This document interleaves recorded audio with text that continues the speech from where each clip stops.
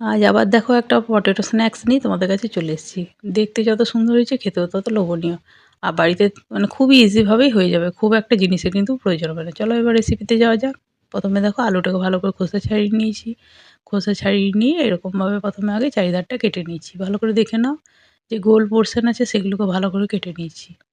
এই যে দেখো চারিধারটা প্রথমে আগে কেটে নিয়ে এবার একটা দেখো চৌকো শেপ করে নিয়েছি। এবার একটা সাঁড়াশি বা যে কোনো জিনিস মধ্যে আমি এখানে সাঁড়াশি দিয়েছি। সাঁড়াশি দিয়ে প্রথমে এরকম করে আলুটাকে কেটে নিচ্ছি। কেটে নিয়ে দেখো আলুটাকে ঘুরিয়ে দিচ্ছি। প্রথমে আগে লম্বা লম্বা কাটলাম। এবার দেখো চৌকো চৌকো করে কেটে নিচ্ছি। ঠিক আলু ভাজার মতো করে কেটে নিচ্ছি, কিন্তু আলু ভাজায় যেমনভাবে খুলে যায় এখানে কিন্তু খুলবে না, যেহেতু এখানে সাঁড়াশিটা আমি লাগিয়ে রেখেছি। এই যে দেখো দেখিয়ে দিচ্ছি।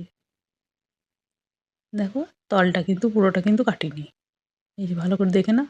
আবার দেখো একটা আলুতে কেটে দেখিয়ে দিচ্ছি। এরকম করে চেষ্টা করবে যে চৌকো শেপ দেওয়ার, ঠিক আছে? এরকমভাবে চারিধারটাকে ভালো করে কেটে নেবে। কেটে নিয়ে একটা চৌকো শেপ দেবে, দিয়ে তারপরে আলুটাকে কেটে নেবে। এই যে দেখো, এবার এরকম করে আবার সেম প্রসেসেই কিন্তু কেটে নেবো। আর হ্যাঁ, চলো তোমাদেরকে এই কাটতে কাটতে তোমাদেরকে বলি, আমার চ্যানেলটাকে লাইক, সাবস্ক্রাইব, শেয়ার করে পাশে থেকো। পাশে থাকা বেল আইকন বাটনটাকে অন করে যদি আমার ভিডিও ভালো লাগে তো কমেন্ট করে অবশ্যই জানাবে যে কেমন লাগছে। যদি তোমাদের অন্য কিছু দেখতে ইচ্ছা হয় তো সেটাও আমাকে জানাতে পারো, তাহলে আমি সেরকমও রেসিপি বানাবো যদি মনে হয় কারোর কোনো কিছু দেখবে। আর কেমন লাগছে অবশ্যই ইয়ে করো। আর আমার ছোটো চ্যানেল প্লিজ একটু তোমরা সাপোর্ট করো, কারণ তোমাদের সাপোর্ট ছাড়া আমার চ্যানেলটা কিছুতে এগোবে না। আর যদি ভালো লাগে তো একটা লাইক দিয়ে অবশ্যই ইয়ে করো, তাহলে উৎসাহিত হয়ে ভিডিও বানাবো, আমারও খুব আনন্দ লাগবে, তাই না? এবার চলো দেখো আরেকটাও কেটে দেখিয়ে দিচ্ছি যে কেমন ইয়ে করে কাটছি। এই যে দেখো যত গোলা পোর্শন আছে সবসময় মাথায় রাখবে, সব গোলা পোর্শনগুলো চারিধারগুলো কেটে নেবে। কেটে কেটে একটা চৌকো বেশ স্কোয়ার শেপ দিয়ে দেবে, তারপর কিন্তু কেটো। তাহলে কিন্তু ফুলটা খুব সুন্দর হবে, এটা মাথায় রাখতে হবে। আর তল পর্যন্ত কিন্তু কাটা যাবে না। হ্যাঁ, মানে ওই সাঁড়াশি বা যে কোনো জিনিস দিয়ে ইয়ে করবে, তল পোর্শন পর্যন্ত কেটে দিলে খুলে যাবে। এই যে দেখো এরকমভাবে কেটে কেটে সবগুলোকে আমি একটা বাটির মধ্যে প্রথমে দিয়ে দিচ্ছি। খুব ইয়ে, শুধু স্টেপগুলো ফলো করলেই হবে। এই যে দেখো তারপরে অনেকটা নুন দিয়ে দেবে।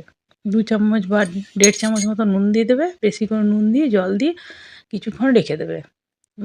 মোটামুটি ধরো ৫-৭ মিনিট মতো রাখবে। তারপর আবার তুলে আবার কিন্তু নুন দিয়ে দিতে হবে বেশি করে। মানে আলুটাকে তাহলে সফট হয়ে যাবে, তাহলে ওই ফুলের মতো ব্যাপারটা ওই নরম হয়ে বেশ খুলে যাবে। এই যে দেখো এরকম করে ভালো করে বেশ নুনগুলোকে ভেতরে মাখিয়ে দিতে হবে। ভালো করে দেখে নাও। খুবই সুন্দর আর এত টেস্ট হবে না, বিশ্বাস করো, একবার বাড়িতে অবশ্যই ট্রাই করো। মানে যারা ধরো নন-ভেজ মানে ইয়ে খাও না, বা ভেজিটেরিয়ান বা যারাই মানে যাই কিছু হোক সবারই ভাল লাগবে এটা।